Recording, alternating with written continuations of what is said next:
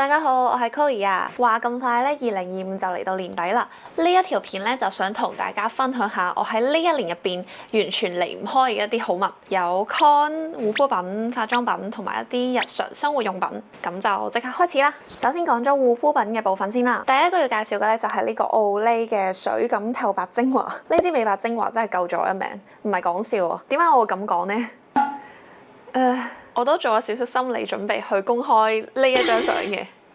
係啦，咁呢個咧就係我之前去潛水嘅時候咧曬到塊面有個面鏡印喺度啦，咁就好嚴重嘅。潛完之後咧翻到酒店發覺哇大鑊啊！即係大家留意翻呢張相咧，仲要係已經化咗妝㗎啦。我當其時已經係用盡我所有嘅方法，即係啲 primer 啊、遮瑕係咁上，即係嘗試去 tune 翻勻嗰啲膚色差啦。但係見到張相影出嚟都仲係咁明顯有一個面鏡印喺度，你可以想像到係有幾嚴重。因為當時真係樣衰到咧，完全唔想影低個素顏啊！即係老實講咧，玩得戶外嘅活動咧，就一定預咗曬黑㗎啦。你黑得均勻咧都冇所謂嘅，但係唔係好似咁樣有個控喺度啊嘛？哇，點見人啊！咁所以我嗰陣時咧翻到香港之後咧，就即刻買咗呢一支美白精華啦。咁我淨係搽我曬黑嗰啲位，即係下邊呢一圈啦，同埋額頭呢一圈啦。我係非常之有感，佢白得好快嘅，差唔多過咗1個月左右啦。即係起碼我化完妝之後咧，係已經睇唔出有個面鏡印喺度㗎啦。除咗美白之外咧，佢係話自己有去黃嘅功能嘅，我都 feel 到嘅。即係通常暴曬完之後咧，個面色係好差噶嘛，即係黃黃青青咁樣啦，然後又好粗糙、好暗啞嘅嗰種質感。嗰陣時用完佢之後，係真係覺得個膚質有通透翻啲、細緻翻啲嘅。texture 嚟講，我覺得都舒服、都清爽嘅。佢係吸收得比較快嘅嗰一種，所以搽完之後咧，唔會覺得塊面黐黐立立咁嘅。保濕能力都有啲嘅。我夏天搽完佢之後咧，係唔使搽其他嘢嘅。我係混合性肌膚，for 翻大家 reference。雖然我依家冇咗個面鏡印啦，但我都會繼續用翻佢，因為我都好中意戶外活動，所以我都會用翻佢嚟開門口嘅，即係令自己唔好黑得咁誇張。我自己卸妝咧係中意用落妝油嘅，最中意係呢一支 Shuuemura 嘅琥珀卸妝油，佢係落得好乾淨嘅，同埋佢好容易乳化，因為用卸妝油係一定要做呢個乳化嘅程序，乳化完之後咧先可以捽得走嗰啲化妝品。呢個我都用咗好幾年咯，呢個已經唔知係我第幾支啦。味道嚟講咧，佢係有少少淡淡地嘅花香，我覺得都 OK 嘅。我之前買禮盒裝咧，佢有送一啲佢其他卸妝油嘅細細支嘅 tester， 有綠茶同埋紫色嗰隻。綠茶嗰隻咧，我用落去我 feel 到佢個質地係輕薄啲嘅，但係個效果方面咧，因為我淨係用 tester 就唔係用咗好耐啦，所以我都唔係太 feel 到有咩分別。跟住就係 Bevista 嘅呢支眼唇卸妝液，呢個都係我回購再回購嘅 product 嚟嘅，都應該第6、7支噶啦。佢都係卸得好乾淨嘅。我之前咧就係用卸妝油全面去卸啦，但係發覺第二日起身之後咧，眼下邊咧係會有啲唔知 mascara 定係眼線嘅嘢留咗喺度啦，所以咧就發現咧眼妝咧其實係真係需要用翻啲專用嘅卸妝液先會卸得乾淨嘅。咁所以我都試咗啲唔同嘅眼唇卸妝液，發覺呢隻係卸得最乾淨嘅。佢本身係有一層水一層油喺入邊嘅，咁你將佢熬勻之後咧倒落個化妝棉度，跟住敷上隻眼度，大概俾佢10幾20秒去溶解嗰啲 mascara， 跟住再抹走佢，然後再做一個全面嘅卸妝，咁就會非常之乾淨㗎啦。而且我覺得呢隻係唔乸眼嘅，起碼對我嚟講咧，我本身隻眼唔 strong 嘅，都比較敏感脆弱嘅，但係我覺得佢 OK 嘅。跟住係呢個 Neutrogena 嘅 Retinol Eye Cream，呢個係我上年開始用嘅，佢已經係第2支啦。即係去到咁上下年紀咧，就要開始用翻啲有 A 醇成分嘅眼霜去抗皺防皺啦。特別係眼呢啲容易出細紋嘅部位，佢 A 醇含量就唔會好高嘅，因為始終用喺眼周圍咧，佢係比較脆弱嘅，佢承受唔到太高濃度嘅 A 醇嘅。作為我嘅第一支 A 醇眼霜嚟講咧，佢係好溫和、好 OK 嘅。我本身係嗰啲容易敏感嘅肌膚嚟嘅。特別係面頰同埋眼嘅位置，我用佢咧係完全冇 trigger 任何嘅敏感反應嘅。質地嚟講我都幾中意嘅，佢係嗰一種比較容易推開嘅質地啊，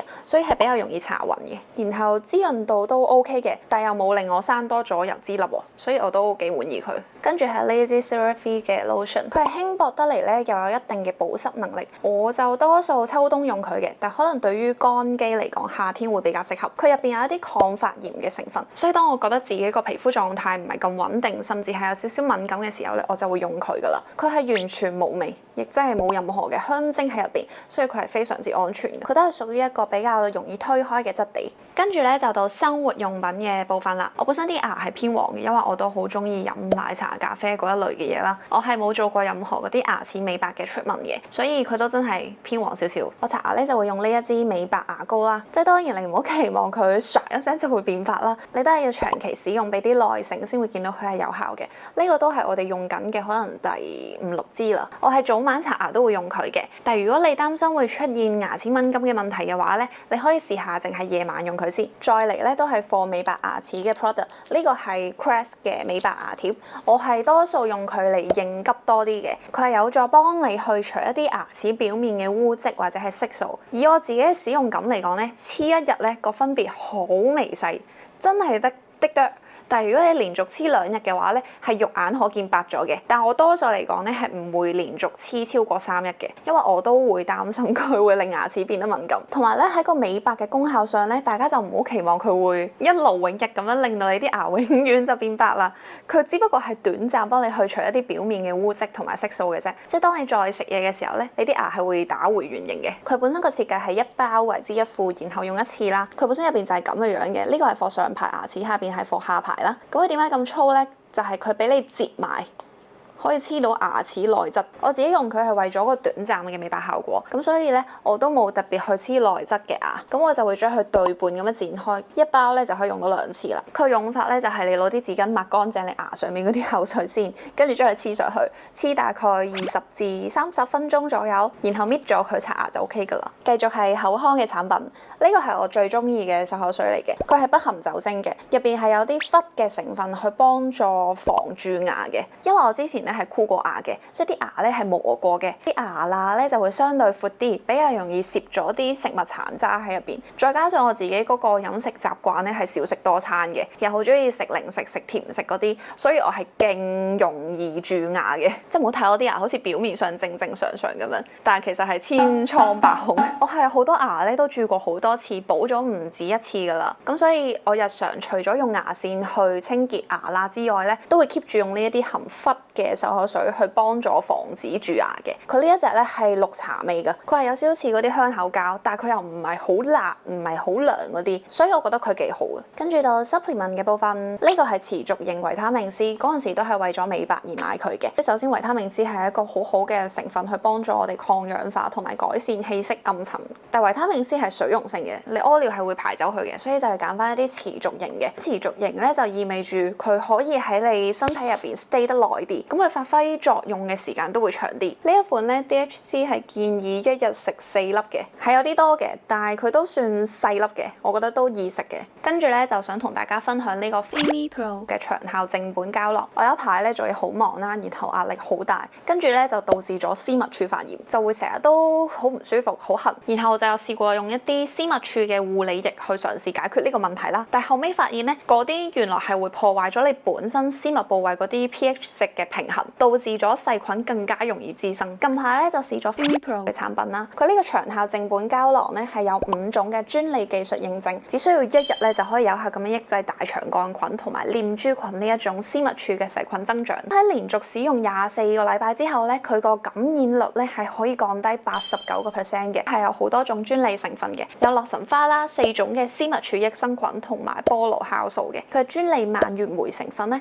係經過實驗證明比其他 brand 更加有效咁樣去抑制白色念珠菌。另外咧，佢係用咗一個3層嘅封裝技術去保護翻呢啲有效成分咧，唔會俾我哋嘅胃酸去破壞到，直達我哋嘅私密處去產生呢個作用。佢係一個無添加、無藥性，亦都冇副作用嘅 product 嚟嘅。咁我食咗呢個 supplement 一段時間之後咧，我嘅私密處就冇再唔舒服啦。同埋咧，其實私密處感染過咧係容易翻發嘅，所以可以 keep 住食佢去作為一個長期嘅防護。仲有一隻抑菌舒緩噴霧，佢呢個咧係有效抑制99.9% 嘅私密細菌，係可以即時咁樣去舒緩到嗰一種痕啊同埋痛。佢入邊嘅白茶花正味因子咧，可以幫助去除一啲唔好嘅氣味，同時間咧佢又做到保濕、美白同埋緊緻嘅功效，咁就可以有助改善私密處嘅色素沉澱同埋乾燥敏感嘅問題。佢呢一隻噴霧咧係有少少淡淡地嘅花香味，噴落皮膚度咧係會覺得有少少涼浸浸嘅感覺，但又未涼到覺得刺激嗰種程度。我近排發現咗一個好好嘅用法咧，就係嚟 M 嘅時候咧，將佢噴喺個 M 巾上邊，好似舒緩到